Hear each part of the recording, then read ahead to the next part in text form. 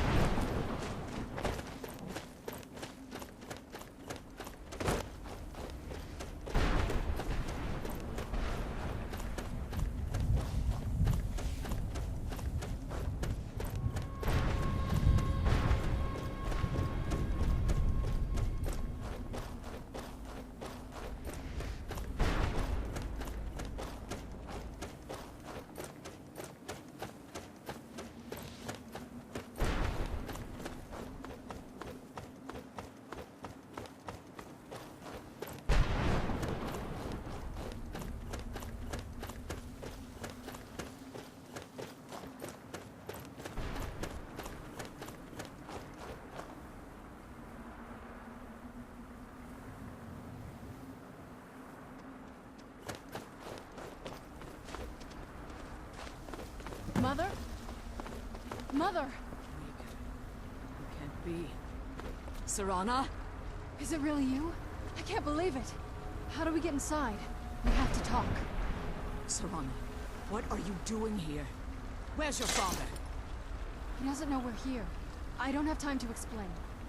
I must have failed. Harkon's found a way to decipher the prophecy, hasn't he? No, you've got it all wrong. We're here to stop him. To make everything right. Wait a moment. You've brought a stranger here? Have you lost your mind? No, you don't... You, come forward. I would speak with you. So how has it come to pass that a vampire hunter is in the company of my daughter? It pains me to think you travel with Serana under the guise of her protector in an effort to hunt me down.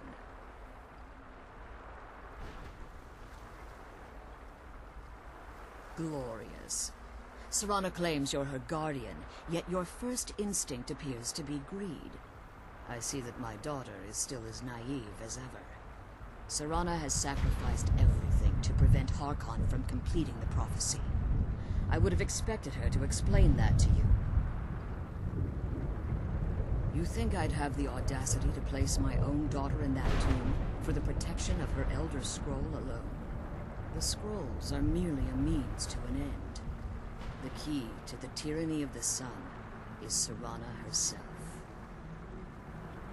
When I fled Castle Volkihar, I fled with 2 Elder Scrolls. The scroll I presume you found with Serana speaks of Ariel and his arcane weapon, Ariel's bow. The second scroll declares that the blood of Cold Harbor's daughter will blind the eye of the dragon. Like myself, Serana was a human once. We were devout followers of Lord Molig Bal. Tradition dictates the females be offered to Molig Bal on his summoning day. Few survive the ordeal. Those that do emerge as a pure-blooded vampire. We call such confluences the Daughters of Cold Harbor. It was expected of her, just as it was expected of me. Being selected as an offering to Molig Bal is an honor. She wouldn't have dared turn her back on that. Now you're beginning to see why I wanted to protect Serana, and why I've kept the other Elder Scroll as far from her as possible. If Harkon obtained Ariel's bow, and Serana's blood was used to taint the weapon, the tyranny of the sun would be complete. In his eyes, she'd be dying for the good of all vampires. And how exactly do you plan on stopping him? No, I will not allow that to happen. The Elder Scrolls only tell of events that might be, not events that will be. You care nothing for Serana, or our plight. Whether or not you've become one of us in order to survive the SoulCairn, you're still a vampire hunter at heart. You're here because we're abominations in your mind. Evil creatures that need to be destroyed. Serana, This stranger aligns himself with those that would hunt you down and slay you like an animal. Yet I should entrust you to him. This stranger has done more for me in the brief time I've known him than you've done in centuries. How dare you! I gave up everything I cared about to protect you from that fanatic you call a father! Yes, he's a fanatic. He's changed. But he's still my father. Why can't you understand how that makes me feel? Serana, if you'd only open your eyes. The moment your father discovers your role in the prophecy, that he needs your blood, you'll be in terrible danger. So to protect me, you decided to shut me away from everything I cared about. You never asked me if hiding me in that tomb was the best course of action. You just expected me to follow you blindly. Both of you were obsessed with your own paths. Your motivations might have been different, but in the end, I'm still just a pawn to you two. I want us to be a family again. But I don't know if we can ever have that. Maybe we don't deserve that kind of happiness. Maybe it isn't for us. But we have to stop him, before he goes too far.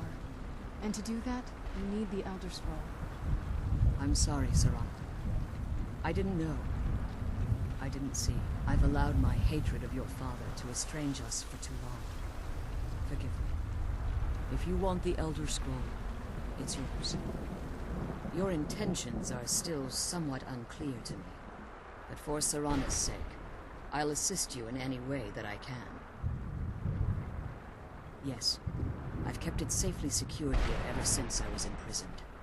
Fortunately, you're in a position to breach the barrier that surrounds these ruins. You need to locate the tallest of the rocky spires that surround these ruins. At their bases, the barrier's energy is being drawn from unfortunate souls that have been exiled here. Destroy the keepers that are tending them, and it should bring the barrier down. One more word of warning. There's a dragon that calls itself Durnevere roaming the cairn. Be wary of him. The Ideal Masters have charged him with overseeing the keepers, and will undoubtedly intervene if you're perceived as a threat.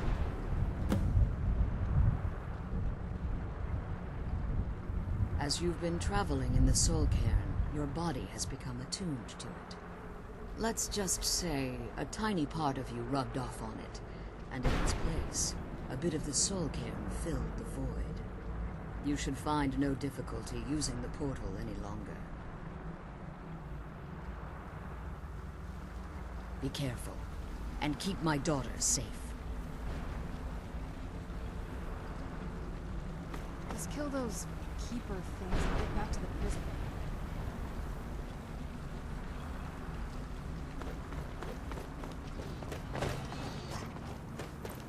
Where'd you come from?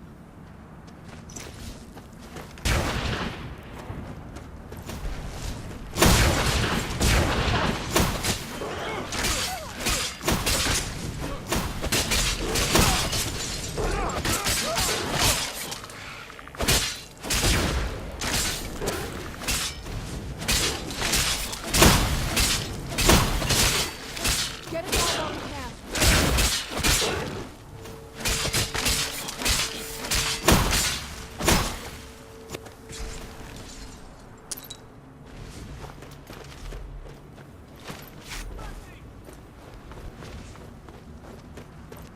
Tough day for you. I submit!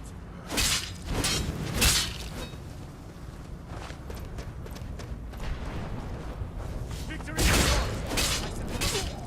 Done is done.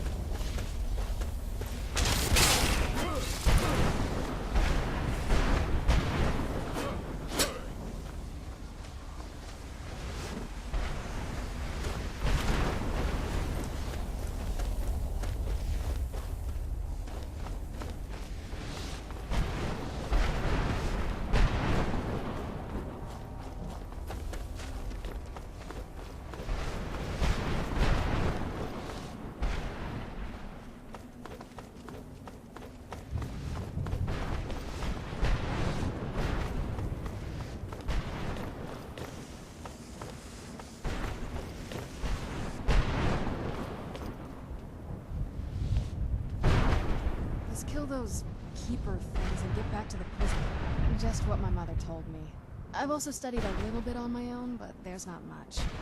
When something is trapped in a soul core, and then the energy is used for powering an enchantment, the remnants are sent here. Well, I think it's specifically the black ones. I don't know if the SoulCairn takes just any leftovers. Look at this place. Do you think anything would want to live here? The only things that can survive here are the Ideal Masters, the Undead, and the Souls themselves. Well, if you want to call that living.